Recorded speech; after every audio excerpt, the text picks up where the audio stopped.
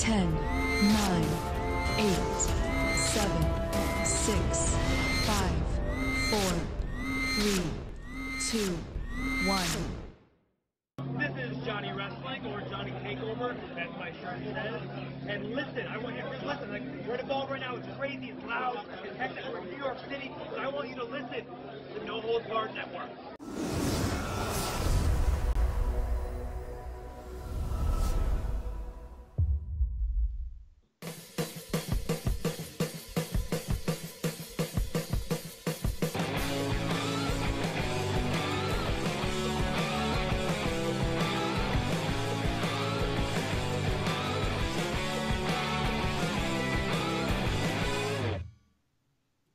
What's going on, ladies and gentlemen, and welcome to episode number 18 of the NXT Podcast, right here on the No Holds Barred Network, your source for all WWE, NXT, NXT UK, and AEW coverage.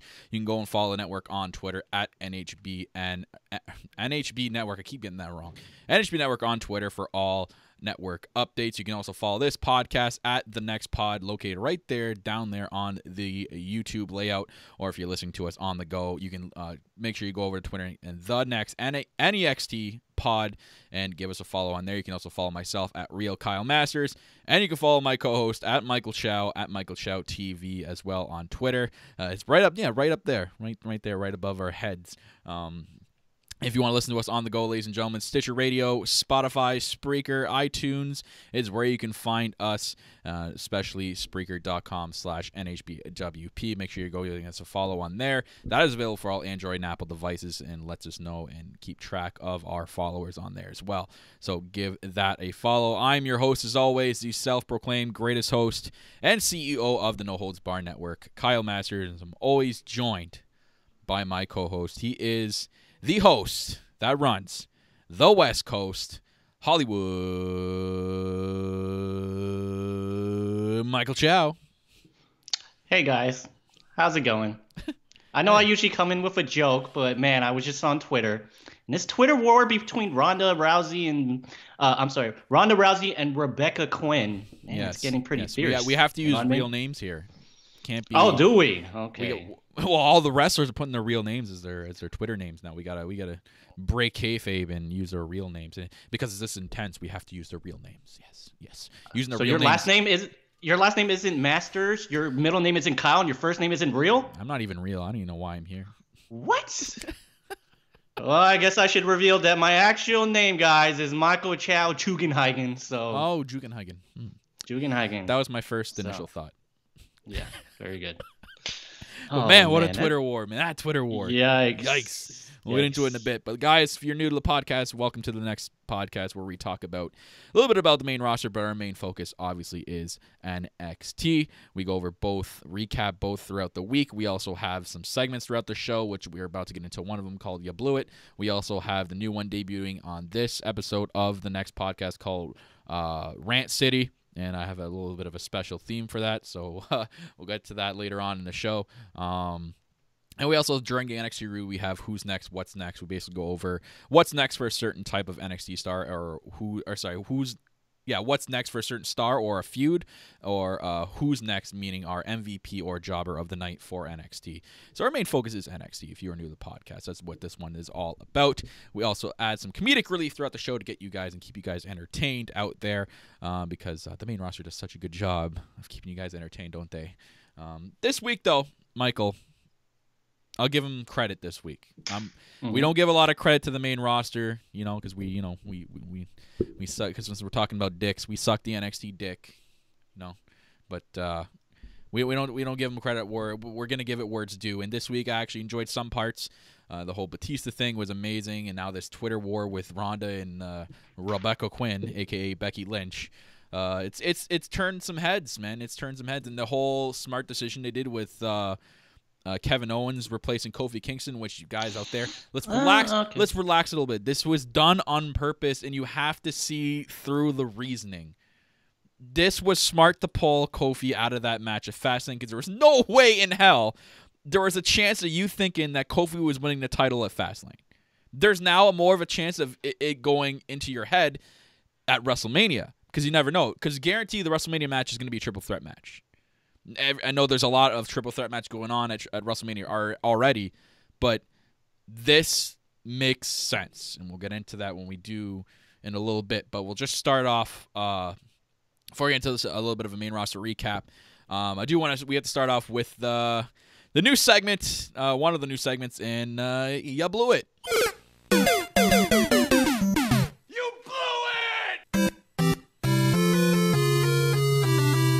That's right. You blew it. Last week it was only me. I only blew it last week, Michael.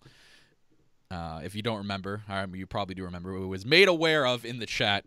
I had a lot of sniffles last week, and I kept having to sneeze and sniff my nose. So I would mute the mic, but I was forgetting to unmute the mic. So I would. There's a couple of blank pauses in the last week's show. I do apologize for that, of me muting my mic and forgetting to unmute it and then talking. So then all they could hear was you going, oh. So I'm like, oh, shit. So I blew it. It was all me, guys. I just assumed the sniffling was because you were doing lines of cocaine. You know what I mean? I mean, one of the other, roster, right? Yeah. You know. I got to get some. I need something to get me through a whole Monday night. I mean, it's 3 hours Fair for Christ's enough. sake. So.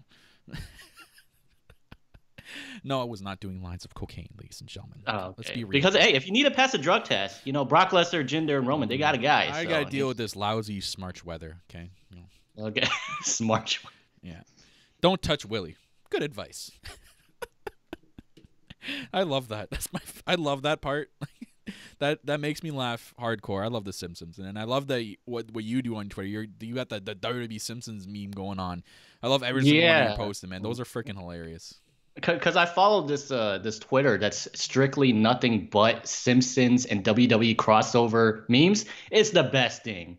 And I asked those guys how they did it, and there's actually a program online where you can swap faces. Dude, I'm totally addicted to doing WWE and Simpson memes. Man, it's the the whole best show thing. on it. Like, just go pick like our top 5.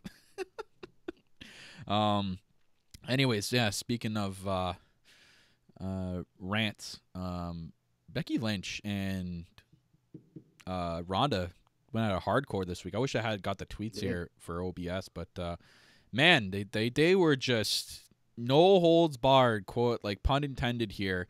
We're just going nuts on each other, making dick references and cropping faces on arms to make look like a dick, and just it was going hardcore, man. And yeah, I mean, it's been getting a whole bunch of stuff online of people saying it's gone too far, and people saying that another thing is that they're breaking kayfabe because Ronda Rousey's bringing up the fact that Becky Lynch's finisher is fake. It wouldn't actually work in a real UFC fight, which I've never been put in the move, but it looks like it could potentially work. But she's calling it fake, and the one after Becky Lynch, which I personally thought was, I wouldn't say it's too far because nothing's too far for me in the WWE, but just as far as what they're doing now at PG era, I thought it was too far of Becky photoshopping Ronda's husband's head on her arm, which Ronda just kind of said the arm is a dick that you wish you could get, which I thought was a little bit dirty within itself. But then Becky does all this, and then it's so hardcore. Like the assault was real when the tweet. And that what did it for me was when Becky retweeted the same picture but cropped Ronda's boyfriend on the arm. And I'm like, oh, shit, like, this is intense. And according to sources, we don't know what sources are true or not, but according to sources that WWE allowed them to go at each other, but apparently had no idea they were going to use that type of language, and were pretty pissed about it. And, I would be too, but this makes the feud amazing. I don't think they realize that allowing these two to do something like that makes people more invested into them. And what WWE did do that kind of backfired on them is made the people want a one-on-one match even more now. People do not want Charlotte in this match unless the goal is for that to happen and to make Charlotte get hated even more because she's been added to the match. Exactly. You need to someone needs to make a call to Charlotte and say, hey, you've seen the tweets, right? Can you maybe tweet something, get in on the conversation? Because I feel like this is a one-on-one match, right? Where's Charlotte? She's just whatever, but it's just, and she's supposed to be the super heel in this. And it just unless I'm hoping they've changed plans and they are going to make it one-on-one. These two right now, with the fuel that's been added, can do one-on-one main event WrestleMania. Becky versus Ronda. take my money. I'll take that. I will actually be excited for a WrestleMania main event if they made those two 1-on-1 and continue. Maybe go a little bit more, maybe a little bit less, but like continue this Twitter beef and bring it up on television. You're sold. You have the $1 million main event right there, and for whatever fucking reason, Vince chooses to put Charlotte into this match because of his fetish with people's last names and their legacy. I'm like, come on. You can have one WrestleMania without Charlotte in there. Like, you don't have to have her in there. She can come back next year. She's young. Like, she's not going anywhere. This is not her retirement, like, route. Like, this, I just don't understand what his fetish is in putting her in this match. The one-on-one match, the WrestleMania $1 million match right now is Ronda versus Becky one-on-one. Mm-hmm. When you think of the all-time greatest feuds in WrestleMania history, Rock, Stone Cold, Shawn Michaels versus Stone Cold, Undertaker versus Triple H, and whatnot. What if we were to say in the final trilogy of Undertaker versus Triple H, we're just gonna randomly put The Rock in there? No. I mean, it's cool and all, and I'm pretty sure you gotta have a Samoan in there. Vince would love to have Dwayne in there, right? And then it's just, I mean, since you brought up the Samoan, hey, there's a very good chance that Roman could potentially be added to this match to make it a triple threat. But real quick, to go back to what you're talking about, listen, it should be one-on-one, and they still have time to just take Charlotte out and put her in a match with Asuka. Asuka has no obvious opponent going into WrestleMania. She's hardly on television. I can imagine Charlotte just being taken out of the match, and she's just so pissed off, and then she just interjects herself in the #1 contendership match for Asuka's title. Why don't they? Why haven't they done this? Why have they not done this story to start the rematch from last year? I'm sure Asuka would want. Asuka's going to be the one going in with the title this time, and Charlotte's going to be the one going after Asuka. Like even if you had Charlotte win 2 years in a row against Asuka, 'cause let's be real here. At this point, Asuka is not anything credible in the main roster right now. She can take a L at WrestleMania again because they're not doing anything with her. So, like, or when your credibility is that low, you can take an L at WrestleMania. So I just don't understand why they haven't started something like this yet. Like, you'd have two huge women title matches at WrestleMania. Asuka and Charlotte sells on its own. They had a really sick match last year at WrestleMania, regardless of the outcome. And then you have Becky versus Ronda as your main event because that's like the $1 million match right now. Seth Rollins and Brock Lesnar is not your goddamn $1 million match. And with the fact that Roman's back and there's a chance that he's being added to it, which makes me sick to think that this whole cancer thing. I'm not saying he doesn't have cancer. Let's Roman bandwagon. Let's don't jump down my throat just yet. I'm not saying he didn't have cancer. They're saying it's a weird coincidence how he comes back. In the same week that Vince says that there's no stars. Let's kind of think about that. Remember that Vince McMahon going on saying, I don't have any superstars in the main roster. Here's all the NXT guys. Coincidentally, the same week Roman Reigns comes back. So there's that.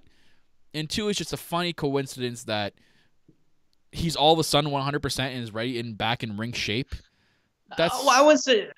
Well, I mean, it just makes me think that he did have it. He did have it. My thinking is his remission and all that stuff actually happened before he left. That was going on before he left. And then when he left, they made him leave on purpose for 4 months because Vince McMahon, you can't say this is like not a thing or this couldn't be a thing. Vince McMahon will do anything in his power and his booking to try to get Roman over. You don't think Vince McMahon is sick enough to try to use a cancer story, regardless if it's real or not, because it's real, it works out, to try to get Roman over? You don't think he'd do something like that? Because when Roman has been gone the last 4 months, no one knew anything. Only Vince McMahon knew what was going on. No one knew about how he was doing. There was no updates on how he was doing. There was no nothing. He was able, apparently in this 4 months of remission, he was able to make movies. He made 2 movies. He made a real movie and a cartoon movie. He went to football games. He was training in the gym. You're telling me a guy in remission is able to do all this stuff? I'm just saying. I've never had cancer. I'm not, I'm not skepticizing about remission, but to me, guys, you have to start putting the puzzle pieces together here. Something doesn't smell right to me. I hear you. And trust me, I've said it on this podcast before. My mother's a cancer survivor, so I've seen her go through chemo and all that stuff, and it's tough getting back. But once again, I'm not trying to back up Roman Reigns here, but I am a little bit skeptical. But honestly, WWE is hiding what the actual facts are, and I don't think it's ever going to get revealed. We don't know what type of They said leukemia, but we don't. There are many types of cancer and And leukemia. that's the sketchy but thing. Why don't we he know? could have had, honestly, if he had caught it real fast, he could have had like the smallest amount of cancer. And I'm not just saying that that's good. I'm happy he had the smallest form of cancer. For Joe and I, that's amazing that he beat cancer. That's like he probably did have the world-class doctors that already provided for him. Good for him. Like, I'm happy for him. The timing is what's getting me right now of all of this, and the fact that he's already 100% ready to go. That's not fishy to anybody. All of a sudden now he's 100% ready to go. Well, I mean, as far as I hear that they're advertising him for Fastlane, which I was like, my only thing is, listen, this guy, he just had cancer. I don't think you should guys be rushing him back into the ring. Should he be at Fastlane? No. Should he be at WrestleMania? I could picture him maybe being. I really don't think it's the case. I don't think they're rushing him in. I literally think that he was in remission a while ago. Like, he was probably in the end of his remission right before he left. And then now all of a sudden he's in ring. Like, we had zero update. Why did we have zero update? Why were we not told anything? It doesn't make any sense. How all of a sudden he's just back. Oh yeah, I'm back. What? Like, why was there no update? Why were you able to film movies and do all these physical things in your remission? But there's no, it just plays hand in hand with WWE's logic, Michael. They do stuff and have no, like, they don't do anything. They don't tell you anything on why they do things. So why is the fact that we haven't been told anything during his whole 4 months absence about Roman Reigns being gone? Like, we had no update, no nothing, and all of a sudden he's 100%. Doesn't fit. And it's just, the timing might be doing it for me right now, but I'm just gonna leave it at that. I don't want any Roman fan army avatar trolls on Twitter coming after me. You gonts to get it. Yeah, that's why I stayed. I was ready to tweet something. I'm like, no. I hear you. I mean, my last thing on the thing is just, honestly, it's just they should not be rushing him back into the ring so fast. And they want to put him in WrestleMania, that's fine. Make him the host or have him in Seth Rollins' corner and stuff. I just feel like this is Vince going like what you just said earlier. I don't care how many NXT superstars I've called up recently. There are no main stars. Hey, Roman, you're okay to come back? Come back. You know, I mean, we've seen crazier things. John Cena was out with a shoulder injury, which they said would be out for a year, but he came back in like 4 months. I don't know what type of special vitamins they be taking. Exactly. But let's not get it twisted. We're not saying that, it's shit that he's back. It's just good for him on beating cancer. Just the timing and the fact that they're already pushing for a Shield reunion and his in-ring return is this quick. It's, guys, come on. You have to see the bigger picture here. Let's put aside the love for a guy beating cancer. We're not dissing that. Just, you have to think logically here is, this is a weird time for him to be already ready to go when we're like weeks out of WrestleMania, at a time where ratings are down, at a time where they have nothing built for WrestleMania that's outside of Becky Lynch that's going to make WrestleMania exciting. Now, all of a sudden, in 1 week, we have Roman back and they brought back Batista. Guys, the writing's on the wall. I'm ending with it. Oh, you can put this on I Blew It next week. But here's the thing. It's okay. This is what I say about Roman. Listen, you saw it, I saw it. The fans were on his side. In fact, I thought some of the fans' applause were a little bit overdone. But hey, this guy beat cancer, all right? What do I know? But here's the thing. You have a second chance at Roman Reigns, the character. Character did not get along with the fans. Joe Anoa'i came back. He's won over the fans. Now, what you can do is make sure that the second time around, you guys do it better this time, all right? But here's Roman. He's in your face. He's probably going to be at Fastlane. Yeah. Don't make the same mistake you did. A lot of you in the chat talking right now saying, hey, if this is fake, blah, blah, blah. I don't think this is fake. I honestly think this is real. I think he for sure, it's the second time you've had leukemia. But, I'm no doctor. I just find it funny how he's had a 4-month remission. All of a sudden he's 100%, but we hear nothing throughout that whole remission. But he's able to do stuff like film. You know what I mean? Like, filming a movie is a lot of work. Like, you have to realize filming a movie is not just an easy thing where you show up and, okay, you're filmed. Okay, bye-bye. No, that's a lot of work on someone's body.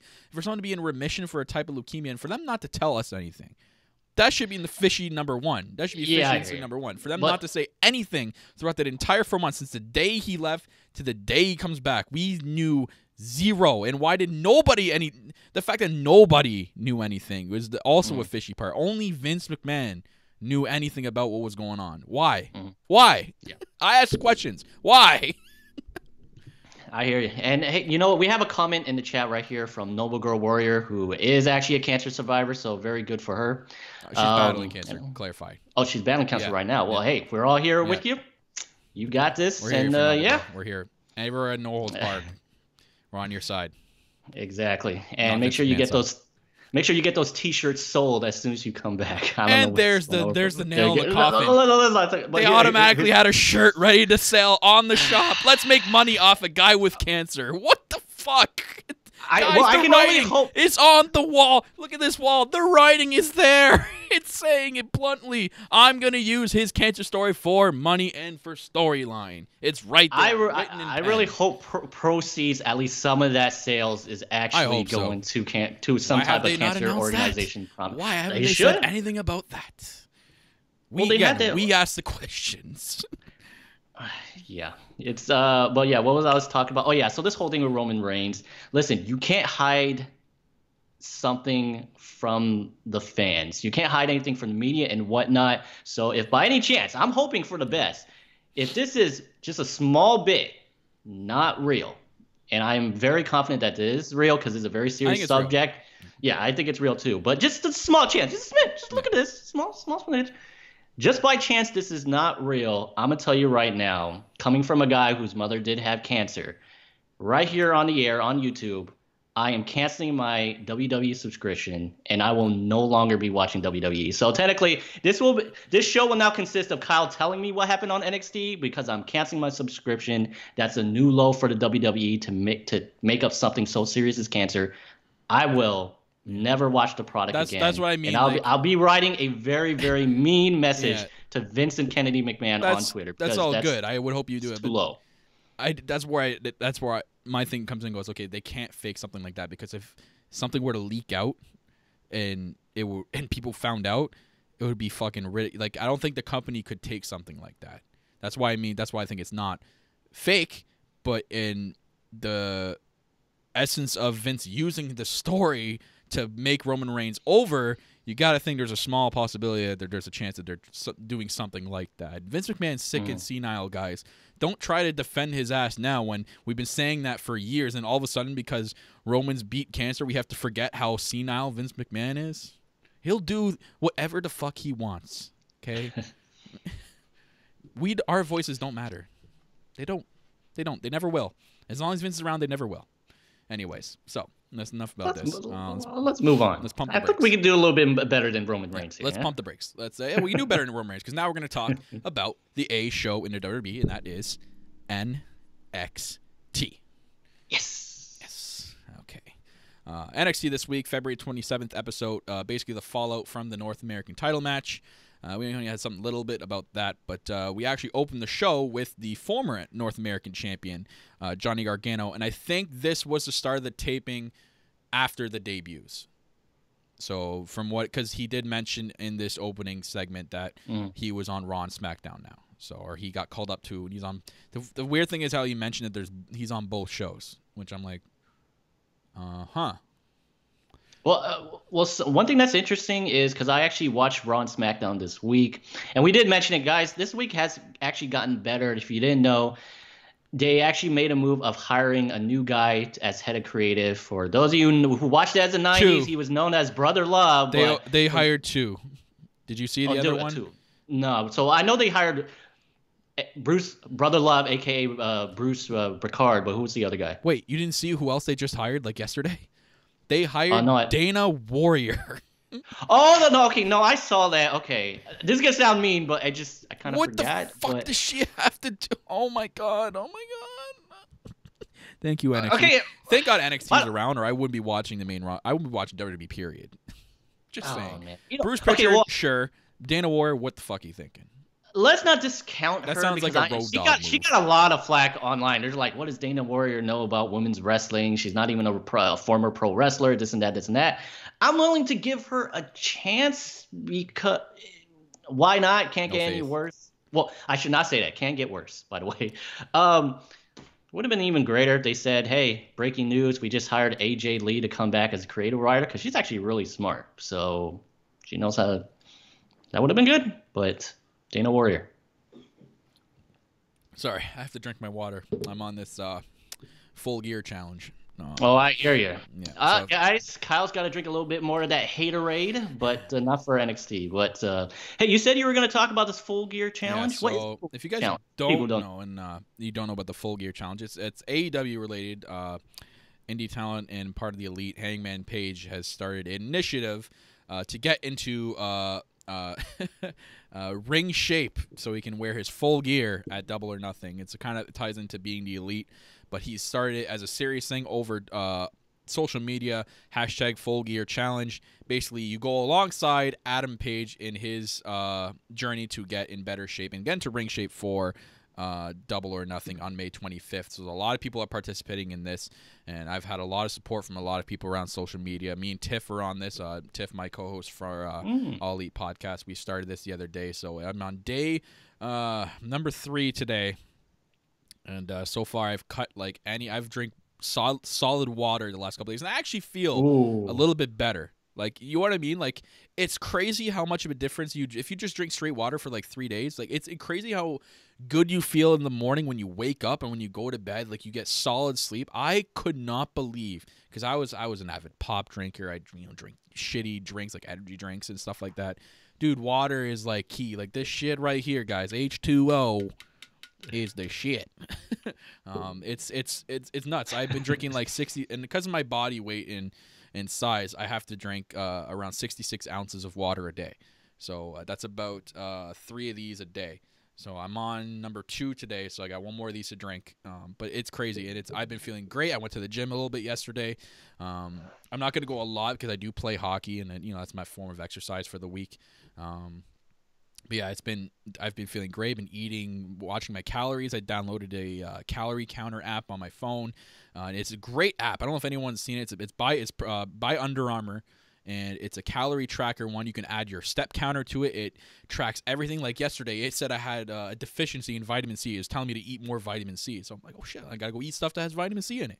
So it's a great app, and at the end of the day, it gives you your daily report saying if you ate and drank and exercised like this in 5 weeks, you would have lost so and so, and you'll be at this weight. So it's saying in about 5 weeks, I would have lost around 15 to 20 pounds if I continue this. So it's nuts. So I'm gonna try my best, guys, and I'll keep you guys updated on All Elite Podcast with the Full Gear Challenge. But anyways, enough jibber jabber, mumble jumble, rambling here. NXT open up with Johnny Gargano. NXT North American title list, Johnny Gargano. Still getting a decent response, man. I always wonder when he comes out what the response will be with him. You have the few of the hecklers, the Johnny failure chants, and he kind of recognized that through his promos. Like, oh, yep, there it is, yep. Basically saying, kind of going over that he says he did fail them in terms of the Johnny failure chant. He's pointing to the crowd. He still feels like a champion, though. But then he's like, I realized something. And then Ciampa cuts him off. Ciampa comes out because he knows what he's going to say. He's realizing that Ciampa's getting in the way. But then he changes Ciampa's mind. Or Ciampa changes his mind. Ciampa comes out, basically goes on about Johnny he's been successful when they have been together as a team. Ciampa brings up that Johnny needed help. He said, I told you last week, if you needed help, you should have just told me, but you chose not to. So he brought that up. Ciampa brings up the Dusty Rhodes Tag Team Classic, says that at TakeOver New York, they can have their moment together, and we can leave TakeOver New York as champions. So when he extends his hand, and I'm like, oh shit, what's gonna happen here? I'm waiting for Candice LeRae's music to hit. I'm waiting for him to do something, to super kick him. He shakes his hand. I'm like, oh, wow. wow, he actually shook his hand. But then there's a little bit of sign of like disbelief. There's like Johnny's face. He's got like disbelief on it. He's like, oh, did I make the right decision here? But he shakes his hand. Wow. Okay. Gargano and Ciampa are somewhat back on the same page, Michael, I guess. Well, I mean, they've been tagging together on the main roster almost like every week, which, by the way, anyone who saw the main roster, Johnny Gargano's advertised SmackDown match was canceled with no explanation, and they never talked about it. Guys, Roman Reigns is back. They don't need these NXT guys. Soon you'll see them fade. I have a hunch. I think because of Tommaso Ciampa's injury? No, but this was advertised as a singles match. But Sheamus and Ciampa were in the corners. So I mean, my guess is they were going to do something, have them interfere in the match. There's going to be some big spot they had planned, and it didn't fall through, and they kind of canceled it. So, it is what it is. Ciampa's said to be hurt, but he's going to be good for TakeOver New York, so that's a good sign. That'd be a big thing if that guy wasn't able to be at TakeOver New York, because I don't know what's going on. I really don't know what his match is going to be, because I don't know if, from what I got this opening promo, I see a small chance of them actually winning the Dusty Rhodes Classic. Like there's a small tiny chance of them actually winning that, because I can't see what are they going to do. Gargano versus Ciampa again? Are they going to be are they going to be the main title at New York? Is something going to happen in that tag team classic? This is going to be tough because don't forget, because the winner of the Dusty Rhodes Classic advances with a tag team match at NXT. TakeOver New York. And the thing is, if Tommaso Ciampa doesn't drop the belt and he wins, that means he'll be pulling double duty on the pay-per-view. So, which ironically Adam Cole had to do last year, but still, I mean, I don't know. I feel like there's going to be someone's turning on someone that will cause their loss in the Dusty Rhodes Classic. Either Tommaso Ciampa's going to turn on him, or Johnny Gargano's going to turn on Tommaso Ciampa. But in my personal opinion, I don't see them winning the tournament. I think I might have blew it a little bit. I think my mic was muted. But anyways, I'll find out in the next episode. Yeah, so it's going to be interesting to see. We'll get into the Dusty Rhodes Tag Team Classic in a little bit. We had a quick Ricochet backstage interview. He talked about his debut on the main roster. Mm-hmm. He says he has basically Kathy Kelly asked him if he has some unfinished business with the Undisputed Era. He says obviously he does, but he knows that 2 is better than 1 in this case, and he says that him and Black are on the same page. He says he's got to go find Mr. Regal to get into those last spots for the Dusty Rhodes Classic. So him and Black as a tag team. Interesting. Wow. I don't know what's going on there. This has become a major all-star. That's another thing. Like, Dusty Rhodes Classic. What's up with these two? Like, what are they gonna be in? This makes you think. Like, if they're not gonna advance, who do they have at TakeOver? Is it gonna be Adam Cole versus Ricochet again? Like, what's gonna happen? Or is Adam Cole gonna go after Velveteen Dream? Is Ricochet gonna go after Roderick Strong? Like, this makes you just like, oh man, I love it. I love it. There's a lot of different outcomes here, and I love stuff like this when there's more outcomes. That's what I mean. Like, when there's more outcomes, it gets you thinking. That's what I love about NXT. It's not just what's going to happen 5 weeks from now, and you're like, okay, I already know who's going to win. It's going to be this. That's what's happening.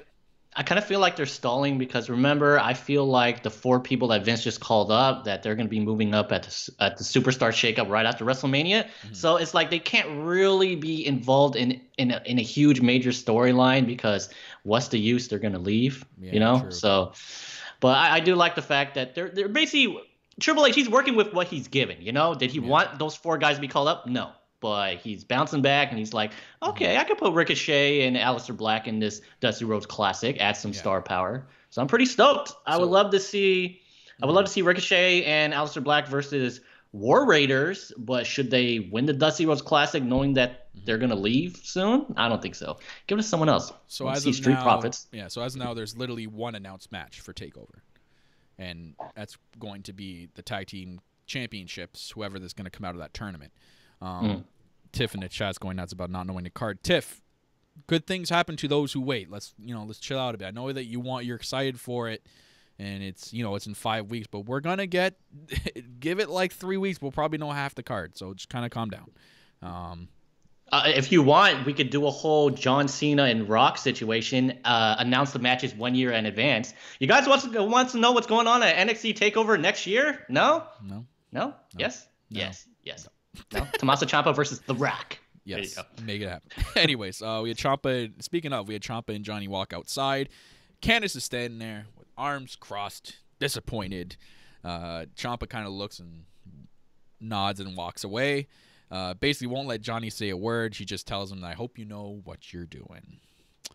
So I hope Gargano knows what he's doing.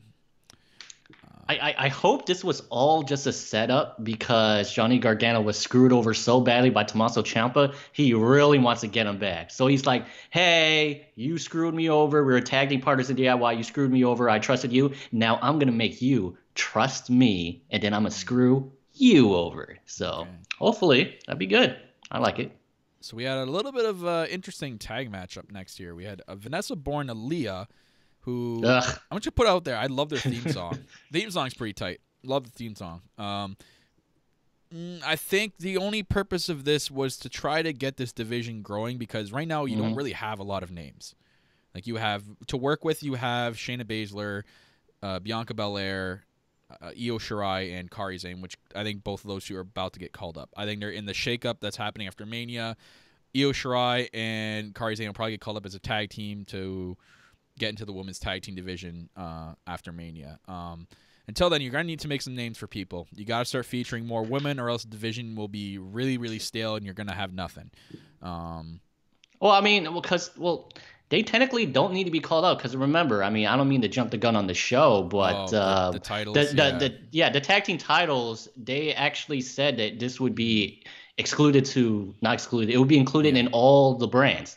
And at one point, I think I saw there was like an interview or something online where Sasha said not only is it going to be on Raw and SmackDown NXT, but she specifically said NXT UK. So I'm like, wow, they are really taking this belt everywhere, which I really like the idea. It's probably like one of the championships can be defended on all the brands, I think would be great. They'll be on NXT UK when the WWE tours, like when they do their live tours over there. Oh, yeah. That'll probably be one.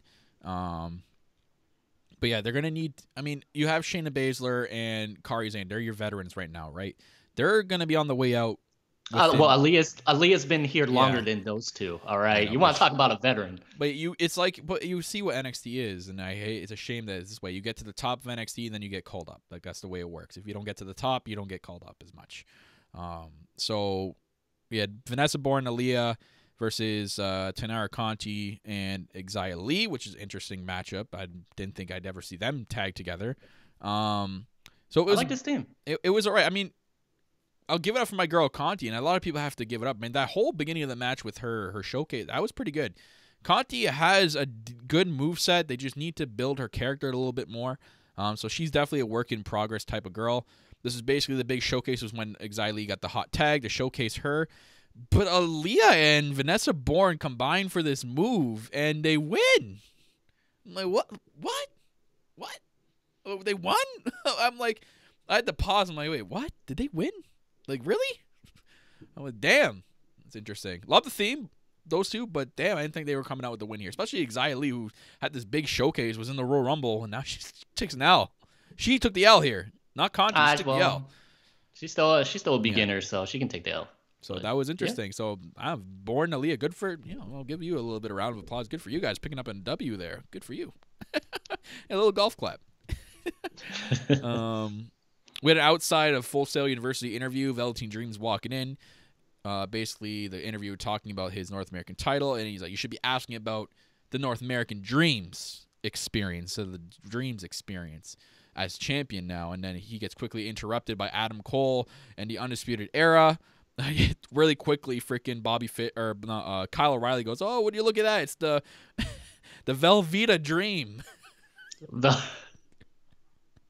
And, by the way, can I just say real fast? Kyle O'Reilly is the freaking best guy ever. Oh, his reactions, what he says, it's just so sarcastic and funny. It's so great. Kyle O'Reilly, this guy, make this guy a star. He's just so great. Love him. He's funny. So they go on about, or Adam Cole goes on and says he's coming basically for Velveteen's title. Makes not bluntly saying it. He's coming after his title. So it looks like Adam Cole and Velveteen is probably going to be a match at TakeOver New York. Take my fucking money. I'll take that any day. And then he tells the interview person that you dropping the ball. You should be interviewing Fish and O'Reilly, who are in the Tag Team Classic, mate. All you hear is like Fish and O'Reilly, yeah, man, you suck. Oh, man, they're great. They're just giving shit to the interviewer. And then Velveteen Dream last goes, such a big mouth for a little man, Adam Cole. And then Dream says that he doesn't have time for the Undisputed Era. So igniting the flame between Cole and Velveteen here. So mark my words, there probably is, I haven't even announced yet, but Dream versus Cole, North American Championship. Dream, a year ago to that date, won it in the same title match, but now against the Velveteen. You both were in that ladder match, so they're going to make cases. They're going to make mention of that. So I'm all for that. Velveteen Dream, he's been doing really, really well. As long as they don't make him too babyface like Bobby Roode, it should be fine. They had the backstage promo with Bianca and Io Shirai, but it was first because Kathy Kelly was outside William Regal's office waiting to see the tag team, Dusty Rhodes Tag Team Classic bracket, and she hears some arguing in the background. Her and the cameraman run after to see what's going on. It's basically just Io Shirai. I can't even make out what the hell they're yelling at each other. Io's yelling stuff in Japanese. Bianca Belair saying, "Get out of my face," and basically just yelling at each other. Referee separates Io, and the NXT trainer girl separates Bianca, and that's it. And then they showed this tweet, and I'll put it up on the screen for you guys.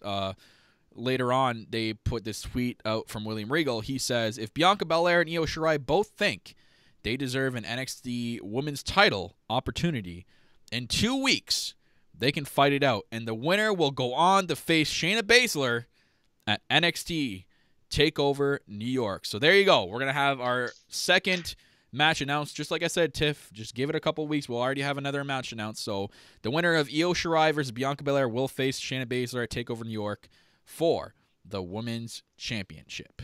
So, yeah, that's going to be a thing. So I'm excited to see who actually comes out in that match because as of right now, I can't pick a straight winner. Oh, then I have something interesting for what's next then. Okay, what's next? Prediction on who's going to win. Add it in here. Should I just cut to the chase? We'll feature it through the review because our Rant City is going to take a long time. Yeah, so I think it's a little bit predictable, but I feel like during the match, Shayna, because they've been doing it, Shayna Baszler and friends have been going around beating people up.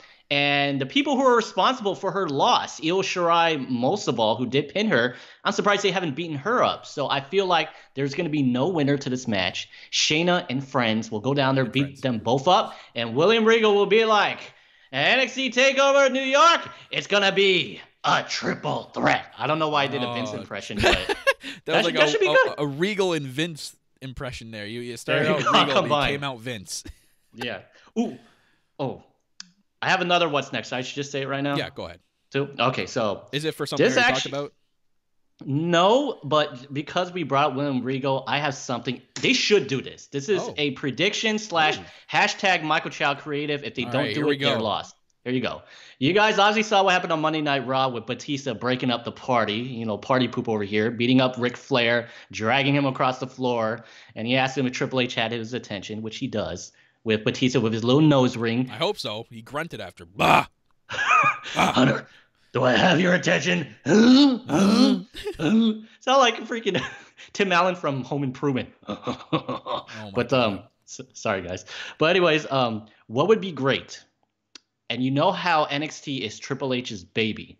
What would be great is if Batista invaded NXT. All right? And just because he's saying, Hunter, do I have your attention? And you could just have Triple H shrug it off, and then have Batista invade NXT. Either beat up some lower card talent, or this sells. Do exactly what you did with Ric Flair. All you have to do is show Batista in William Regal's office, and then show Batista beat up Regal. Our boy Taz mentioned that.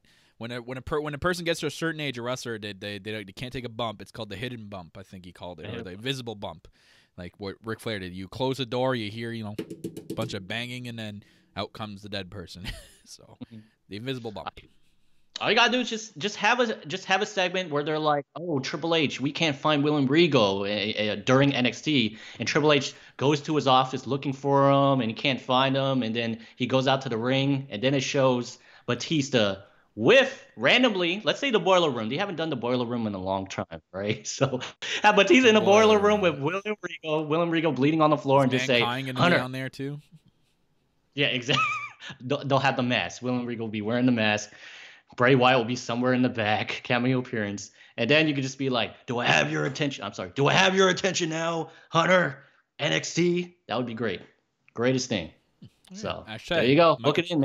Michael Chow Creative. And you can follow all these creative ideas, guys, at the top of Michael. Right up there. Michael Chow TV. You can follow that for all his creative ideas and his Simpsons memes, because I love those things. So anyways, we moved on here into the highlight of NXT, I think, this week, which was pretty cool. Even though the title of this one is the Boston Hug Returns, but this was actually a sick match, and me and Michael love this. Probably our favorite part of NXT. Dominik Dijakovic, because I can say it right. Hey! Versus Keith Lee. Dijakovic, basically the heavyweight that moves like a cruiserweight, always being billed like that. And then you can't forget Keith Lee, the big man that can freaking fly all over the place. Very agile for a big guy. Basically, it was a sick match. Very, very awesome match. Very, very into it. The crowd was so into this match, man. This is crucial, too, okay? When the crowd's very into two guys and can be into a match, that's crucial for future pushes. So we know that these two guys are going to be important members of the NXT brand going forward once Ricochet, Black, Gargano, and DIY are gone, and eventually Undisputed Era. I'm guessing Undisputed Era is probably going to get called up after Toronto this year. So these guys are going to be crucial. So both tried to one-up each other early on in this match. Both very agile big men, crazy spots. One crazy spot, Dijakovic did like a sit-down choke slam to Keith Lee, which was sick. That's a good one. That was awesome. That should be his new finisher, because I'm not on board with this whole that reverse, the feast your eyes, that reverse. Feast what's that move? Your eyes. The reverse GTS. That looks pretty dangerous. So you can't do that. You should start using that move. Yeah, I like the sit-down choke slam. It was cool. I think he could do that on a big man. Have you seen this guy's strength? I mean, that's why it was a crazy spot. He did it to Keith Lee, and Keith Lee's huge. So there's another crazy spot, too, the moonsault to the outside. Like, Dijakovic is like 6'7", and like 280 pounds. For him to do something like that is just intense.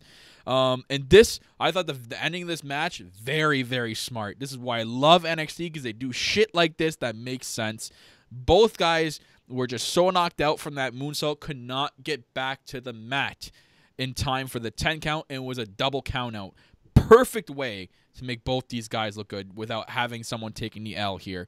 Very, very smart decision, and a very good decision to not make these guys look weak for the future, man. These two guys, even were trying to get at each other after the match. Crowds chanting, let them fight.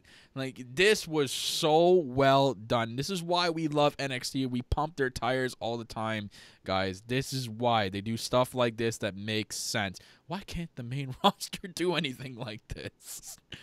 They have done something like this. Yeah? Don't you remember AJ Styles versus Shinsuke Nakamura in the last man standing, and then they both got kicked in the nuts and they called off the match? Oh, remember? Yeah, no, that makes They so called much off the sense. match, even though it was last man standing? What was that, like the 8th time they were fighting each other in a row or something Oh, man. But no, it's I normally don't like it when a match ends by a count out. I usually like matches that end with a pinfall or submission, but I want to see these guys fight again. This match was I don't think so this is the good. end of it. This is not the end of it. These guys are going to fight again. TakeOver. Give them a takeover match, man. I would love that. But again, smart idea to make them. I know you don't like that, but the double count out makes a lot of sense to not ruin any of these guys' momentum right now. So it makes a ton of sense. It makes a ton of sense. I'm so invested. Keith Lee has not been doing so well. He's been losing. He hasn't really been given a chance to shine in the ring. But both these guys are so good. They both did each other a favor. This was a great match. It shows that they can both be a star. Yeah. And it's a match like this that if someone like Kona Reeves could have given the chance, it's my boy, the finest. Kona finest. But yeah, we're gonna see in a live chat, bro. Yeah, I already know. I'm not even gonna look at it. Yeah, but no, I'm just saying. Forget Vince. Give people a chance. you can get into these guys. You know what I mean? Don't just show a freaking vintage video and go like, here are these NXT stars, and then there are no fan reactions, which the main roster did last week. So give these people a chance to show what they can do, and there you go. So, right. Keith Lee, Dominic Dijakovic. Yes. Dijakovic. Anyway, so we moved on. So we got the others. We got 4 new additions to the Dusty Rhodes Tag Team Classic. So I'll put it up on the screen for you guys. This is the one they showed. So Ricochet and Black have been added. Oni Lorcan, Danny Burch, love that. Mustache Mountain, hey, all of a sudden making an appearance here. And then hashtag DIY. I love how they put the hashtag DIY there, man. That's insane. Basically the evil DIY in this case. And then I'll quickly transition now, guys, to the actual full bracket for you guys. Here it is, the full bracket with all the matchups that we are going to get in the NXT Dusty Rhodes Tag Team Classic. Winner going on to NXT TakeOver New York and winning getting a shot at the NXT Tag Team Championships against the War Raiders. So round 1 matches, you got Mustache Mountain against the Street Profits. Sucks because it doesn't look like the Street Profits could pull up a victory against Mustache Mountain there. That's a really tough matchup for them unless they pull up an upset. Oni Lorcan and Danny Burch versus the Forgotten Sons. That's also a tough matchup. I can see either side taking the victory there. DIY versus Undisputed Era, an insane first-round matchup there. That's probably going to be the main event of the show. And then you have Aleister Black and Ricochet versus Fabian Eichner and Barthel. As much as I want to give it to them, I don't think they're going to be moving on in that case. I would quickly pick Black and Ricochet in that one. Picking Black and Ricochet picking the winner or facing the winner of DIY Undisputed Era. And this is what makes it interesting, Michael. You see how that bracket's set up. Ricochet has beef with the Undisputed Era, right? So it makes you think that, okay, Undisputed Era are going to pass DIY, or is DIY going to win that case? And Undisputed Era going to try to screw over the Ricochet out of the match. You know what I mean? Like, there's all these theories, and that's what I love about this bracket here. You never know what's going to happen, because out of all these matches right now, I don't think there's a for sure surefire number 1 team moving on except for Ricochet and Black. In my opinion. Yep. Yeah. Totally agree. Totally agree. And man, this is going to be a good tournament. This is going to be a tournament.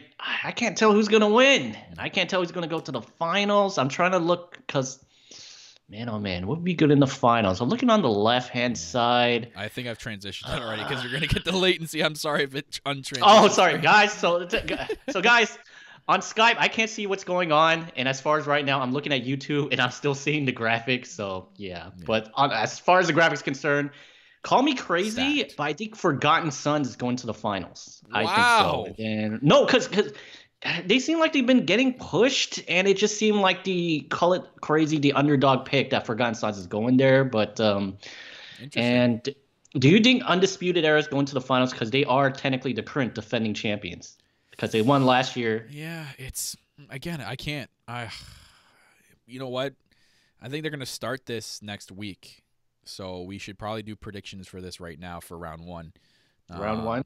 So for round 1, I don't know which matches are going to be which, right? So we'll just do round 1 for each one. Can you put the graphic back on? Yeah, sure. For you. Yeah. Okay. I'll transition back for you guys. So I forget who's in the bracket. So for me, round 1, we'll start from left to right. Or right to left. That's the normal way. Okay, let's go with that one. So DIY Undisputed Era, that's tough.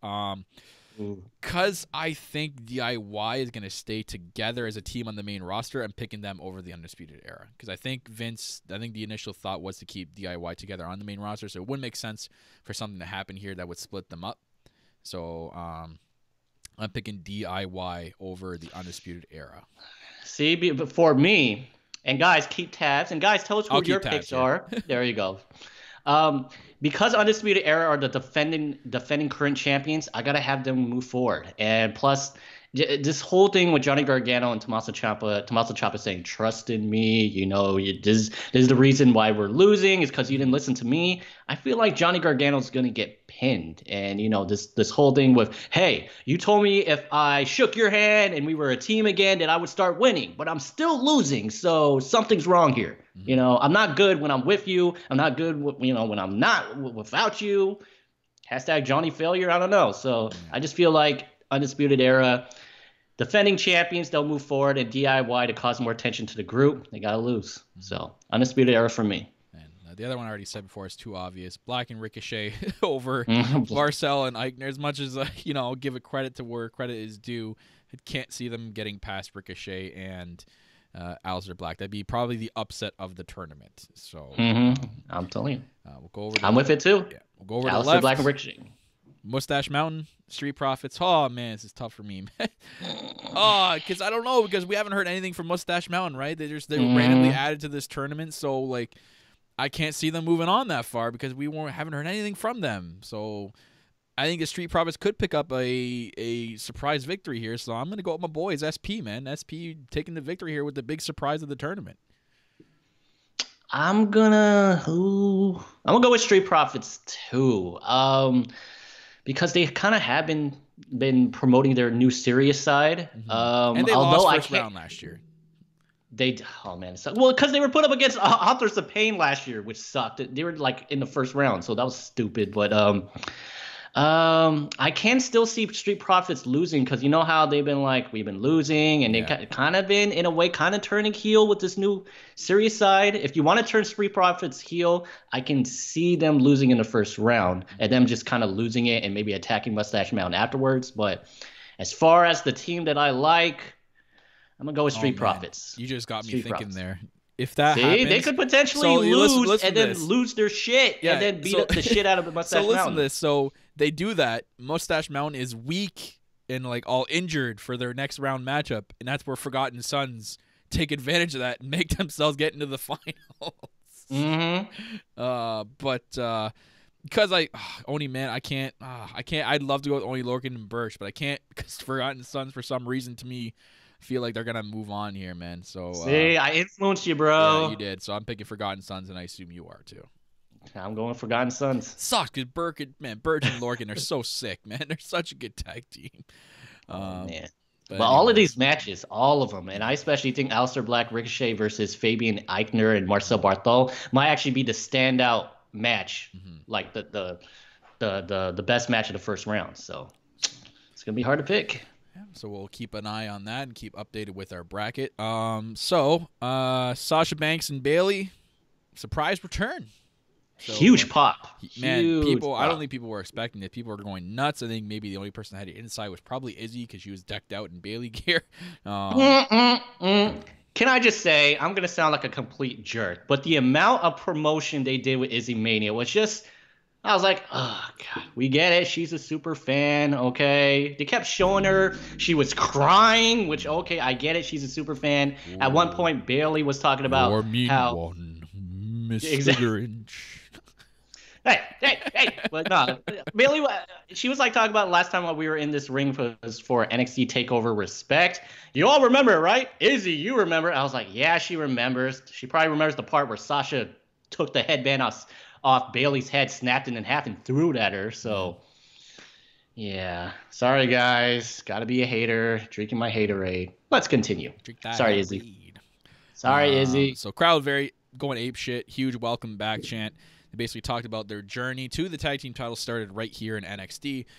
Going over the last time they were here was TakeOver Respect in the first ever Iron Woman match.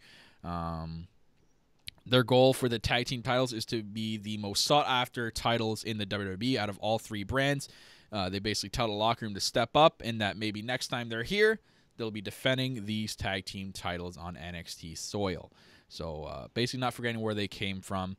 But this right here, ladies and gentlemen, should be the start of the domino effect to make sure that all three brands are considered on the same level. I know that's the goal of Triple H, and he's been saying this a lot in the first quarter of this year. This should start that domino effect. The fact that Bayley and Sasha are even here with WWE main roster tag team titles should be the start. That should be the domino effect. NXT should be considered its own brand going forward. After WrestleMania, it's its own brand. People can come back and forth. Maybe that I hope they do something. My end hope is that the shakeup could also consist of main roster people going to NXT. Shaking things up with all three brands. I hope that happens. So I hope that this is the domino effect. It's my hoping out of all this. So I can't wait for them to come back. I really hope they follow through with that. And the main event of Mia Yim versus Shayna Baszler. Nothing too special, which is a normal match. I mean, we've seen what happened with them a couple weeks ago. I just want to show some appreciation, though, to all brands here, that the women are actually being featured more into main events more often now, which I'm like, I just want to give like a quick like recognition there. So good for them. Like, we're seeing a lot of women main events mostly on NXT, but we sometimes see it on SmackDown or Raw. They get a segment or two. So, it's a big step here. So we never had women main events anything back in the day. So I think it's a big step. So Shayna comes out alone, shockingly. I really thought her goons would be here. This was throughout this whole thing, I'm was shocked. Me, Shafir and, oh my God, I forgot their names. Shafir Jessamine Duke and Jessamine Duke, yeah, that weren't here. Very physical match. Even Mia Yim had a lot of offense in the beginning here, which really shocked me. I'm like, man, she's actually taking control here, until she kicked the steel steps, and that was kind of the end of story for that. Shayna took advantage, working on a leg, being that dominant champion as a champion does. She's smart, works on the leg throughout mostly the match. She eventually locked in the Kurofuda clutch. Mia Yim kicked out of it by, I guess she hurt Shayna's hand earlier in the match, so she kind of broke her way out of it by hurting her hand. Mia works her way out of a leg lock that eventually gets put onto her after that. Again, still working on the leg. The storytelling in this match was very, very well done. I thought that was a pretty good spot-on effort by both of them. Even like them talking to each other in the ring and the yelling and what they were saying to each other. You can just feel the emotion out of these two from what their little 2-week feud here. Mia Yim actually hit her finisher, but she was slow to the cover because of her injured leg, which caused Shayna to kick out at 2. Shayna eventually locks in the Kurofuda clutch again. Mia taps out. Game over. That's crazy how we ended off NXT like that. We didn't get the Horsewoman coming out and beating the shit out of Mia Yim. The fact that didn't happen really confused me, but I think this was a way to end the feud. So I don't think these two, because we know in 2 weeks we're going to get the winner of that tag team match to know who's going to win or who's going to face Shayna Baszler, and she has to start that next feud with whoever that is. So I think this is a good way to end off the feud, even because there was no attack after, and that's how we ended off NXT this week. So it was good. I liked it. It was decent. I love Mia Yim. There's a lot of promise in her, so I think she'll be a big part of the division going forward, man. There's a lot, and a lot of people are behind her as well. So I think that Mia Yim is going to play a pretty good role in the women's division going forward. I hope so, at least. So grab a tag team partner, get in that whole women's tag team division. Anyways,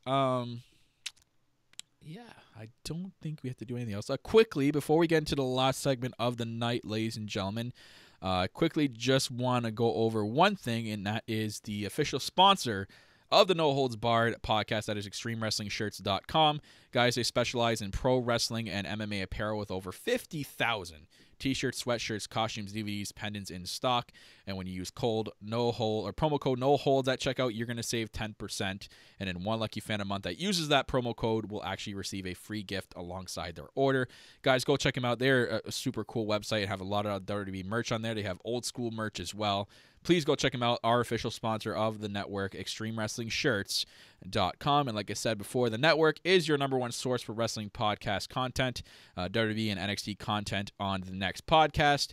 Lowdown Show Retro, which is currently taking a hiatus. They will be back up in a couple of weeks, I think, so they're still working some things out. But then you have your All Elite podcast content as well, and Near Fall News UK when he decides to drop in with some UK content podcasting. So go follow the No Holds Barred Network on Twitter, guys, NHB Network, and get your source for wrestling podcast content.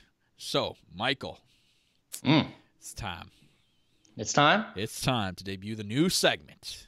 Ooh. And have a theme song. I wish you could hear it. I don't think you can, but you'll have to go back and listen to the theme song.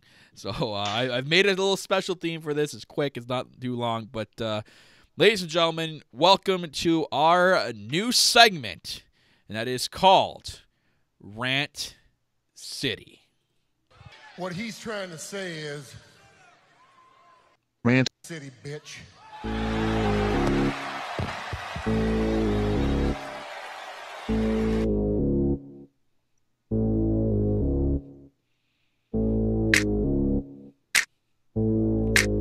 That's right. Welcome to Rant City, ladies and gentlemen. Michael, your head nod to the theme was so off, but you have to go back. I know, to guys. it. I can't. Because we're doing this through Skype. If you guys have ever done a YouTube live or done things through Skype, whoever's actually the person who's calling in, which is me, I'm calling in to Kyle. I can't hear any sound effects. I can't hear any theme music that he plays on YouTube. So I was just pretending, but I'm sure it's good. It was good. It's good. It's all right. It's good. Anyways, guys, this part of the show and this segment is called Rant City. We pick a certain topic and we kind of rant about it. And we're actually going to involve you folks into this segment in the future. For future topics, we're actually going to ask you folks out there what you want us to rant about. So this week we picked a topic, and that is WWE and how to fix it. But there's a catch. There's a catch. There's a fine print catch. I can't just say fire Vince McMahon. That's it. Number one. That's all I need to do. Unfortunately, not, Michael. I'm sure you'll have to erase your list there. But the only catch is it can't involve NXT. It can't involve NXT call-ups. It can't involve a fresh start. It's got to involve stuff that Vince McMahon would approve or semi-approve of, and has to do. And you got to stay within the main roster limits. So yeah. One of the reasons why we said those rules is because, guys, as you know, Vince McMahon has done a fresh start, and it's kind of solved nothing. Quote unquote fresh start that has solved nothing, and he's been calling up about, let's see, what is it now? About 10 call-ups since January. It has kind of not solved the problem. Man, he hates what's going on with Becky and Ronda. Like, how do you hate that? That's your best feud right now. I mean, because, guys, the NXT call-ups, because we were in a discussion about this last week, Kyle, they're great, but you can't solve your problems every week by calling up more call-ups. Otherwise, you'd have a packed roster, and NXT would have absolutely nothing. So you can't just solve your problems by keep calling up people. So that's why those were the rules, because that's what Vince tried to do, and it didn't work. So we are trying to come up with stuff that Vince might go for that would, in our opinion, help fix the WWE. Awesome. So I think how this is going to work is I'm going to say one thing, then Michael's going to say his. I have about 3. I'm not sure how many you have. I have about 1, 2, 3, 4, 5, but you may actually say something I already have, so I'll try to write some more stuff. But by the way, guys, everyone in the live chat, what do you guys think Vince should do to fix the WWE? You know the rules, no NXT call-ups, and no more fresh starts. You can't just say, okay, the product sucks, we'll just try again. So everyone in the live chat right now, tell us what you would do to fix the WWE. All right, Kyle, why don't you start things off? So first thing I would do, ladies and gentlemen, is to fix WWE, and I would stay within the limits here, is quite obvious, is Monday Night Raw has to be condensed down to 2 hours. 3 hours is way too long. My God. If it's not obvious enough, you just have to look at the ratings. The ratings dip so far down in that second hour, like it almost all the time, that it dips that far. 3 hours is way too much. I mean, you have a massive roster and you still can't feature everybody on a 3-hour show. That's the problem. And there's too many commercial breaks. People complain about commercials all the time. The way they even do commercials, they freaking start. They'll go right to commercial in the middle of a segment. I hate that. And this includes pay-per-views too. Pay-per-views are way too long. 7+ hours, really. That's way too long. They got to cut down pay-per-views, and Monday Night Raw especially, down to 2 hours. SmackDown gets it done in 2 hours. NXT gets it done in 1 hour. That's shockingly enough right there. 3 hours, way too much. Monday Night Raw, condense down to 2 hours. Get what you need to in there. Whoever's not on the roster this week, maybe they'll feature something with you next week. Exactly what NXT do. I know I'm not trying to bring NXT into this, but you kind of have to almost mimic the formula. You kind of have to keep who's on the main roster featured in on a 2-hour show. If you're not featured in, maybe you get featured next week. But most importantly, 3 hours, way too long. It's killing Monday Night Raw. That's one way you should be able to fix WWE. So that's mine. Cool. Should I go on with my next one? Yeah. By the way, I just want to say, guys, I'm looking at the YouTube screen, which, by the way, is on lag. It looks like I'm falling asleep, but I'm not. I'm actually writing stuff on my notes. Looks like my eyes are closed, but I'm not falling asleep. Okay, thanks. All right? I don't want to end up on that you blew it list, okay? Sorry, guys. I'm remembering this. Sorry. Gosh. All right, so my first one on my list, guys, is you have to go back to exclusive brand pay-per-views. Here's the reason why. So they used to do this where one pay-per-view would be for Raw, the next pay-per-view would be for SmackDown, and there's only 4 times a year where Raw and SmackDown would join forces. Royal Rumble, WrestleMania, SummerSlam, and Survivor Series. That's the only 4 times a year that they would ever cross over, right?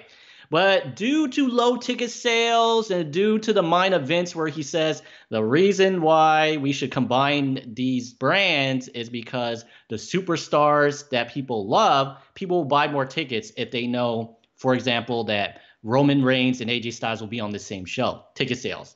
Well, I'm still seeing tarped off empty seats in those arena events. So reason why I say they should go back to doing exclusive pay-per-views for Raw and SmackDown is because they will provide more screen time for lower talent. Okay, we have people who are basically leaving the company because they're basically saying they are not being used. Okay, Ty Dillinger was barely on television. You know, it's not all their fault that there's only one person that's drawing the most interest because Vince only pushes one person. If you have multiple stars that get the same amount of reaction or at that same level, then you split them up on both brands. There you go. You have 2 branded pay-per-views a month to have an equal firepower in each pay-per-view. They did it before and it worked. And you know, you kind of talked about this about how Raw's too long. Guys, because they combined the pay-per-views with Raw and SmackDown on the same pay-per-view, we now go from pay-per-views that used to be 3 hours long to around 3 to 5 hours long. Royal Rumble was 6 hours long. That was freaking too long, guys. Oh my gosh. So with this in mind, where Raw and SmackDown has their own exclusive pay-per-views, you can now go back to just 3 hours because now you don't need extra time to try and put as much talent as you can on the pay-per-view. And with that in mind, the Cruiserweights can now get off the pre-show because since Cruiserweights 205 Live is technically a Raw brand, they can now be featured on the actual show. You can have more talent on the show, more feuds and whatnot. So there you go. So that's one thing off my list. Bring back the exclusive pay-per-views. So there you go. I like that. Kyle, what do you got next? My next thing is it's got to do with 205 Live. Ooh. I think there shouldn't be a 205 Live to begin with. I think it is a misused show that people don't appreciate the people that are on 205 Live. It doesn't get the audience it needs because if you look, there's constantly people leaving on that 3rd hour of SmackDown. It's technically the 3rd hour of SmackDown. People leave the arena and there's not you can see all the empty gaps in the crowd when 205 Live's happening, and they're in a shitty time slot. For it's taped on Tuesday and shown on Wednesday, and the stars are not getting the audience that they deserve in my case. So you have enough talent on there right now. I think you could split them up and put some on SmackDown, put some on Raw. You already have Mustafa Ali, who is flourishing or is flourishing on SmackDown right now. Who's to say that no one else can do that? Like a Buddy Murphy can flourish on SmackDown as well, man. The guy's an incredible piece of talent you have right now, and you're wasting him away on 205 Live. So 205 Live, cut it, so we'll either cut it and split the roster and put on Raw or SmackDown, or you move it to Full Sail University, where they would appreciate something like that, and you put it into the NXT time slot an hour before that show because it is already an hour before NXT. Why not put it in the same building? Doesn't make sense that it's not in the same building. You're getting SmackDown shit all over the place an hour before NXT on Wednesdays. It doesn't fit right. So I'd go with either or. Obviously I'd lean more towards Full Sail University, but I like also the case that you would split the rosters up on Raw or SmackDown. Get those people featured on Raw and SmackDown because they're wasting away. There's no this cruiserweight division with the cruiserweight title and on specifically 205 Live. It's not working anymore. The initiative and the idea was there, but they ruined it. Obviously, I knew they were going to ruin it. So that's what I would do to help fix the main roster as well. And you have more talent to feature on the main roster in some better matches. So. Gotcha. So, yeah, that's good. So, I actually had the same thing on my list, so I'll just kind of expand on it. So, yeah, I totally agree with what Kyle said.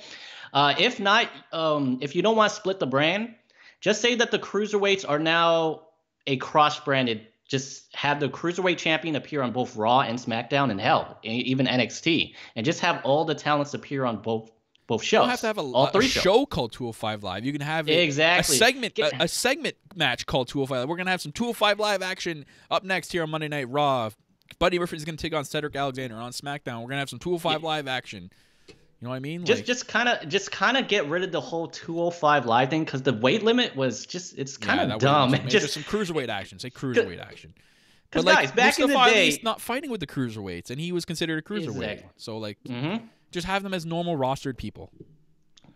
People who we think might be cruiserweights. All right, and with that, I mean, they're doing it with Lucha House Party right now by having the cruiserweights appear. Get rid of 205 Live. Just call it the cruiserweight division. You can make more tag teams. Right. I would have loved to have seen Shinsuke Nakamura team up with Hideo Itami, but obviously that's not going to happen because he's leaving.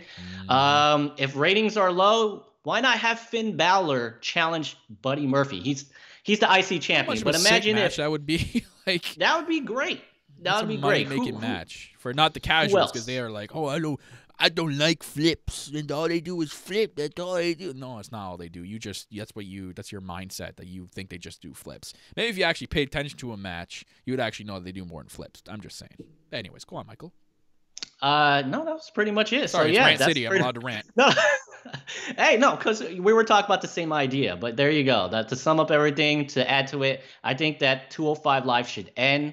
Just like Kyle said, make it a 3-branded division, have them appear on Raw, SmackDown, and NXT. Then you could have Buddy Murphy appear on NXT, which would be great. You could have someone like Kyle O'Reilly challenge Buddy Murphy. So there you go. You can have all these cross-brand, get rid of the weight limit, and there you go. You have more talent to spread around and more talent to use as tag teams, because obviously random people are now becoming tag teams. So there you go. So Kyle, back to you. What else is something you got? All right. So what I got next is my last thing, and that is it's about Roman Reigns, shockingly. And it's about his character, the character Roman Reigns. Nothing about his cancer, nothing about his, Joe and Anna White. This is about Roman Reigns. I think they should be turning him into the stone cold badass character that he has the potential to be. Stop teaming him up. No more teaming up with, no alliancing with the Shield. That's got to stop. None of that. That's how I would do it. He's got to be the don't give a shit about anybody type of attitude. I'm my own guy. I build my own brand. I'm Roman Reigns, right? I build my own empire. It's all me. He needs to get into that attitude and that type of character.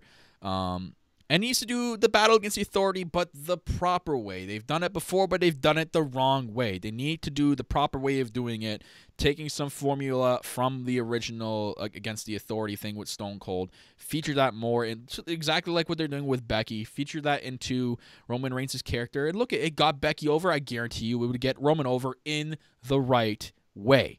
Also, let him be unscripted. We saw how good that promo was when he faced John Cena and they had that whole unscripted war. We saw how much of a reaction, how much people actually respected the Roman Reigns character after having a promo like that. Why is he not allowed to do something like that? Vince, you want Roman to be over and you want him to be elevated into that superstardom of The Rock, John Cena, and Stone Cold. Let him loose. Stop scripting his promos, because whoever your writing team is, clearly they're a bunch of monkeys. It's not working, man. It's sounding way too scripted. When you script someone a promo, the main idea is to not make them sound real and not scripted. You're doing the complete reverse of that. You need to let him go. Let him go and be unscripted, exactly like he did with John Cena. He will get over eventually. It will happen. And then change the way he's pushed. Like, have him do stuff in the mid-card, or maybe not be in the main event every single goddamn time. He doesn't, because of his name, he doesn't need to be in that main event. Do something in the mid-card to get him that big boost. Like, the fact that he gets pushed in the main event every single time is the reason why we give him go-away heat, Vince. It's clear as day. Again, the writing's on the wall. So I would do that as well. And then maybe it's time, if that all fails, maybe it's time to move on from him being the face of the WWE. Still have him be into that Stone Cold character, but maybe he's not your guy. Maybe he's not the guy. Maybe you move on, but you still keep him around as like a secondary, because when The Rock and Stone Cold were around, there was a 1 and 2, right? Then Triple H got in there. There's a bunch of other guys. There can be other guys, but maybe Roman Reigns ain't your number one. And he can always come back. By the way, Roman Reigns is a really young guy. He's like, I think 31, 32. So if he's not your guy, he can be your guy somewhere down the line it seems like he already has the fans on his side right now. So I don't know how many times I can say, but creative, don't mess this up. But I heard he's been having a lot of meetings. He's got his fans on his side for the wrong reasons. That's all I'm saying. Yes, but it's because he beat cancer. That's not on an organic way of getting over in this business. You can't use a real life sickness in order to get over. That's stupid. That's literally there's nothing against cancer. It's dumb doing something like that. That's not the proper way. As long as, and I think Roman would be smart enough to decline doing this type of stuff, as long as they don't promote it too much. Like every time when Roman comes out here, he goes, "Hey guys, so you know how I beat cancer, right?" And then, you know what I mean? Kind of use it as the reason why he's always doing stuff. It's like, "Hey guys, so I'll say like I made cancer my bitch." Like say stuff like that. Get people like excited about it. Like exactly. He's gonna like, "I made cancer my bitch, and I'm gonna make freaking Brock Lesnar my bitch." There you go. So I beat that. Now I'm coming for you. There you go. But I totally agree with you. Let Roman do what he wants. He's a smart guy. He's been in the business. He's part of a very famous wrestling family, so he should know what to do. He should know what to do. Let him know. Let him do what he wants. Noble made a point of it in the chat just now. What do you guys think of Kevin Owens using the Stone Cold Stunner on Tuesday? I thought that was pretty funny. I love it. Yeah, I don't think that was scripted. I think that was unscripted. I think it was a Kevin Owens thing. So I thought it was cool. Anyways, that's all I have for fixing Monday Night Raw. I don't know if you had anything to add to that, or fixing WWE in general. Sorry. Gotcha. So I have 3 more things. So let's see here. I'll go with one that's kind of along the lines of what Kyle was just talking about. So let Roman, do what he wants. So I'm gonna go right here with spread the title on the roster. Here's the thing. Are you guys sick of seeing Roman Reigns versus Brock Lesnar all the time? I know I am. Were you guys sick of seeing Jinder Mahal versus Randy Orton all the time? I know I is. So, listen, they have this new thing, Kofi Mania. And you want to know why? Because here comes Kofi Kingston, a guy who was basically always mid-carding in the tag team division. All right? He was never given the chance. But because he was given this chance in the gauntlet match and the Elimination Chamber, now people want him in the main event of WrestleMania. Okay, we don't want to see the same people feuding for the same title every single pay-per-view. So what you do is, and I'm a reasonable guy, on pay-per-views like Fastlane, these transition pay-per-views, what's another BS pay-per-view? I don't know if they ever bring back Great Hell in a Cell or one of my favorite ones, Great Balls of Fire. They ever bring that back, right? These transition pay-per-views that are not big pay-per-views like Royal Rumble, WrestleMania, or SummerSlam, get people Fastlane. Fastlane. Get people who you normally don't see in the title picture in that picture. Would I have loved to have seen Daniel Bryan versus Ty Dillinger? Yes, but I do not need to see Daniel Bryan, as much as I love the guy, versus AJ Styles again. You know what I mean? So spread the title among the roster. And if I can be completely honest, it gives the roster that little boost. You know what I mean? I mean, look at R-Truth. That's how you make stars. Vince McMahon complains about not having stars. This is how you make stars. This is one of the reasons. This is one of the things how you make stars, Vince. I say it. I said it all show. It's written on the wall. There you go. I mean, for example, I'm trying to think of something. Let's just say, for example, Seth Rollins does beat Brock Lesnar, which I really hope he does.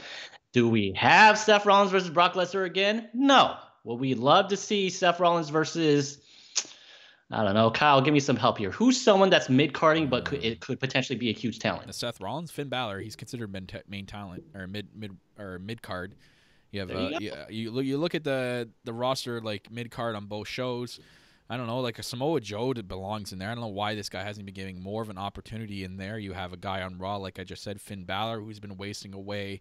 I think Drew McIntyre has really good potential, but they for some reason stick him in terrible feuds that really make him worse than he is right now. I mean, the guy went from NXT champion to what he's doing now. So you have lots of talent there. They just, Bray Wyatt. Bray Wyatt's not back because they claim they have nothing for him, and they say his character's being repackaged, which I hope they do not do. His character was great by itself, but they keep saying they have nothing for him. Hello, why not have him feud with Seth Rollins? I would love it. Right. If the freaking night after WrestleMania, Seth Rollins is giving this great celebration speech, lights go out, Bray Wyatt appears, gives him the Sister Abigail. There you go. Mwah. We're starting something. We're on to something great.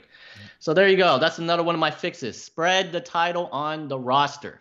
All right. The roster will be more happier because they're getting these title opportunities. Look at the Revival. They were close to leaving, but because they got the title shot and they're now the champs, they may not leave. So there you go. So there you go. Spread the talent. I got two more. Let's see here. This one's kind of a no-brainer. No more part-time champions. I'm sorry. If you want to have Brock Lesnar stay with the company, that's fine. If you want him in a match at a pay-per-view, I want a Brock Lesnar versus Bobby Lashley match. That'd be great, but it should not be for the title. No. Brock Lesnar should not be the champ. If Dwayne wants to come back, that's fine, but do not put him in a title match. If you want to see Dwayne Johnson take on, I don't know, Finn Balor, or I'm sorry, Dwayne versus Roman Reigns, which is a huge match within itself, it should not be for the title. We don't need that, and Rock doesn't need to win.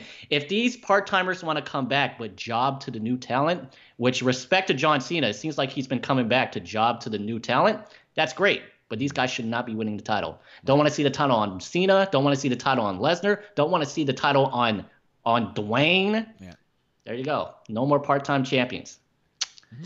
Any comment on that, Kyle? No, you pretty much said everything that needed to be said about that subject. I mean, I have nothing to add, but you're right on everything. There you go. Yeah. And this is my last one of the list, guys. So, and Kyle kind of brought this up earlier in the show.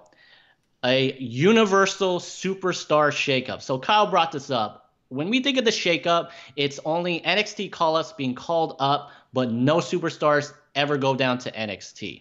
All right, and they're getting called up by the freaking numbers here. All right, and they have nothing to do on their roster. People, what is Dana Brooke gonna do? All right, what is freaking Bo Dallas is gonna do? Calling up way too many talent, and it seems like they're not firing a lot of people. So one way that you can reduce this and save money in a way, because now you don't have to keep signing new talent to NXT, is during this universal shakeup, say it's going to be a shakeup between Raw, SmackDown, NXT, and even NXT UK. Would I love to see Toni Storm on Raw? Yes. Hopefully she goes to SmackDown. But we've seen people like Tyler Breeze, and I don't think it aired on TV, but Luke Harper also went down to NXT and had a match with Ricochet and whatnot. They did great. This was the most happiest I've ever seen Tyler Breeze. It's the most active I've seen Tyler Breeze. It might have been one of the best matches he's had with Ricochet that I've seen him in a long time. But to have I watched from Raw Buddy Murphy versus Ricochet at the live event near me, and that was literally match of the night. Man, him and Rick, just picture Ricochet and Buddy Murphy going at it. Like, I got to watch that live, and oh my God, they tore the house down. Like, that was insane. So, I mean, the potential is there. They just need to use it. Exactly. So so talent like Tyler Breeze and other people who they're not doing stuff with, and just to throw this out there, call-ups that they made a huge mistake for, like EC3, and I don't know, Lars Sullivan looks like he's having trouble, so maybe just send Lars Sullivan back to NXT. There you go. Solve your problems. That guy's got to overcome his... he's got like a fear of large groups of people, which I'm like, yeah, but that guy was at 2 takeovers. There's exactly. People. I don't understand that. I think fake. So if you guys didn't know, so the current plan was they were gonna have Lars Sullivan face John Cena at WrestleMania, but you're taking on the face of the company, and that might have been a lot of, that's pretty big. Mm-hmm. That's pretty big for even him to handle. You're taking on the face of the company. So we all wish Lars Sullivan well. Mental health is something that's pretty serious. I suffer from panic attacks, guys, from time to time. So, yeah. So I'm hoping Lars Sullivan can get back into the ring. If not, send him back to NXT. You don't need to explain anything, guys. So I hope the shakeup, man, it allows people for going back and forth. It's got to. If NXT is going to be considered a third brand, it can't be considered you have to go there to make it on the main roster. That type of thinking is Vince logic, and it's stupid. It's completely stupid. So, anyways, so hope you guys like that new segment of the show. We're gonna feature it again. Hopefully, I want to get a fan featured topic for the next show. So we'll put out the tweet. Look out for the tweet for at the next pod on that Twitter account. We'll put out, and then you guys are going to put all your topics in there, and we'll choose one at random, and it'll be like a shout out. We'll shout you out for the question. I'll feature the tweet up on screen for YouTube, and you guys will be the featured topic for us for this segment of the show. So Rant City is going to be also fan interaction based as well. So we want to get a lot of your guys' words out there. So look out for that tweet in the next couple of days for inserting in your topics. And if you've added one and then something happens on Raw and you want to put another one, feel free. Just drop as many as you want into it, and then we'll pick one for the next show. But I hope you guys did enjoy that. We don't have any fan tweets this week. So we're going to probably wrap it up, Michael. I don't have anything else here on the agenda that we need to go over. But the Slammies are coming along great, guys. Thank you very much for voting. I really appreciate it. I'm going to quickly put it up on the screen for you guys if I can find it, because I had it done up. There it is. The 5th annual NHBN Slammies. You guys don't know what that is and you're new to the podcast. We do our annual Slammy Awards. We have lots of categories to go over: Male Superstar of the Year, Cringe Moment of the Year, stuff like that. A lot of comedic awards as well. That'll be live here on YouTube. Haven't decided on a date yet, but the voting is going on right now. So you want to go on Twitter. You want to go follow at NHBN Slammies, and you want to vote right now on all the ones that are up right now. And you can also vote if there's a category that has a pick that you don't like. You can put your own in the tweet down below. You don't have to pick the letter. If you feel like you want to pick one, we'll include it into the show. So, guys, go vote right now. Go follow NHBN Slammies on Twitter and vote on these Slammy Awards. As soon as all the categories are out, we'll decide a date, and we'll get it out to you guys on when these Slammies are going to go down. It's going to be a big show, so keep an eye on that as well. So, we also have a prize giveaway, guys. So you guys have been doing a great job, and it's anyone who retweets any of the polls or voting categories we put out there will be automatically entered. And we have a sweet giveaway, guys. I'm going to try and get it bought so we can actually advertise it here on the show on what you guys could potentially be all be fighting for. So, just don't start any Twitter wars like Ronda and Becky. Let's kind of keep it PG a little bit. Yeah, don't be photoshopping this face on anyone's arms, okay? And anyone's something else, dicks. Like the male genitalia area. Anyways, ladies and gentlemen, that is going to wrap it up for episode number 18 of the Next Podcast, right here on the No Holds Barred Network, your source for all WWE, NXT, NXT UK, and AEP All Elite Podcast content. Make sure you go follow the network on Twitter at NHB Network, and follow us at The Next Pod on Twitter as well. You can follow myself at Real Kyle Masters, and you can follow my co-host at Michael Chow TV up above his head if you're watching on YouTube. Guys, I am your host, the self-proclaimed greatest host and owner and CEO of the No Holds Barred Network, Kyle Masters, and always joined by my co-host. He is the host that runs the West Coast, Hollywood Michael Chow, and we will see you next time for episode number 19 of the Next Podcast. So we're reminding you to keep it on the lowdown.